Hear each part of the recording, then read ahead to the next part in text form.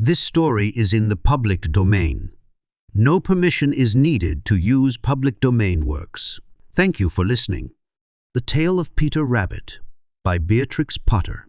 Once upon a time there were 4 little rabbits, and their names were Flopsy, Mopsy, Cottontail, and Peter.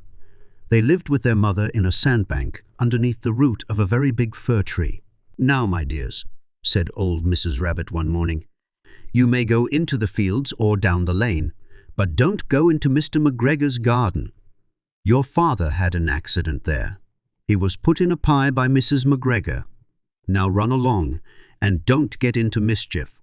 I'm going out." Then old Mrs. Rabbit took a basket and her umbrella to the baker's.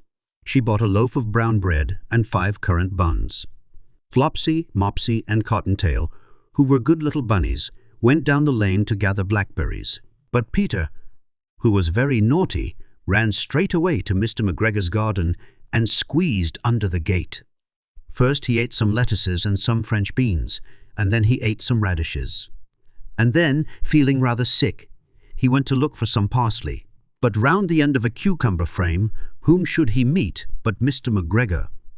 Mr. McGregor was on his hands and knees planting out young cabbages. But he jumped up and ran after Peter, waving a rake and calling out, "Stop, thief!" Peter was most dreadfully frightened.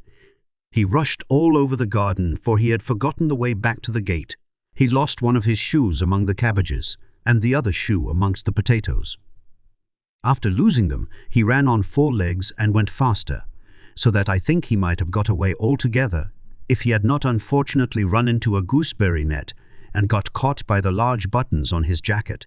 It was a blue jacket with brass buttons, quite new. Peter gave himself up for lost and shed big tears, but his sobs were overheard by some friendly sparrows, who flew to him in great excitement and implored him to exert himself. Mr. McGregor came up with a sieve, which he intended to pop upon the top of Peter, but Peter wriggled out just in time, leaving his jacket behind him, and rushed into the tool shed and jumped into a can. It would have been a beautiful thing to hide in, if it had not had so much water in it. Mr. McGregor was quite sure that Peter was somewhere in the tool shed, perhaps hidden underneath a flower pot. He began to turn them over carefully, looking under each. Presently, Peter sneezed curty-scoo. Mr. McGregor was after him in no time and tried to put his foot upon Peter, who jumped out of a window, upsetting 3 plants. The window was too small for Mr. McGregor, and he was tired of running after Peter. He went back to his work. Peter sat down to rest.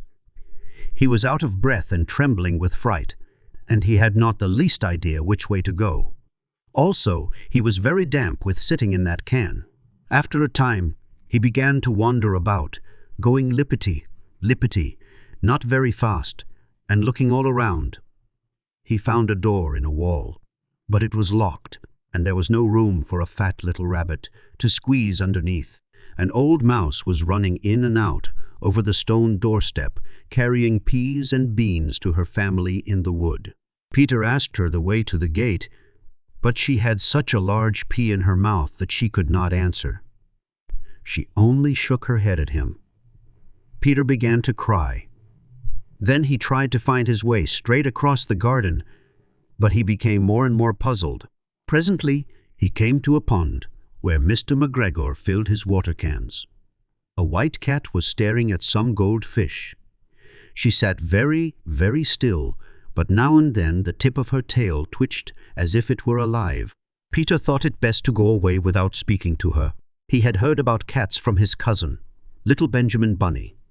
He went back towards the tool shed, but suddenly, quite close to him, he heard the noise of a hoe. Scratch, scratch, scratch. Peter scuttered underneath the bushes. But presently, as nothing happened, he came out and climbed upon a wheelbarrow and peeped over. The first thing he saw was Mr. McGregor hoeing onions. His back was turned towards Peter, and beyond him was the gate. Peter got down very quietly off the wheelbarrow and started running as fast as he could go, along a straight walk behind some black currant bushes. Mr. McGregor caught sight of him at the corner, but Peter did not care. He slipped underneath the gate and was safe at last in the wood outside the garden. Mr. McGregor hung up the little jacket and the shoes for a scarecrow to frighten the blackbirds. Peter never stopped running or looked behind him till he got home to the big fir tree. He was so tired that he flopped down upon the nice soft sand on the floor of the rabbit hole and shut his eyes. His mother was busy cooking. She wondered what he had done with his clothes. It was the second little jacket and pair of shoes that Peter had lost in a fortnight. I am sorry to say that Peter was not very well during the evening. His mother put him to bed and made some chamomile tea, and she gave a dose of it to Peter. 1 tablespoonful to be taken at bedtime. But Flopsy, Mopsy, and Cottontail had bread and milk and blackberries for supper.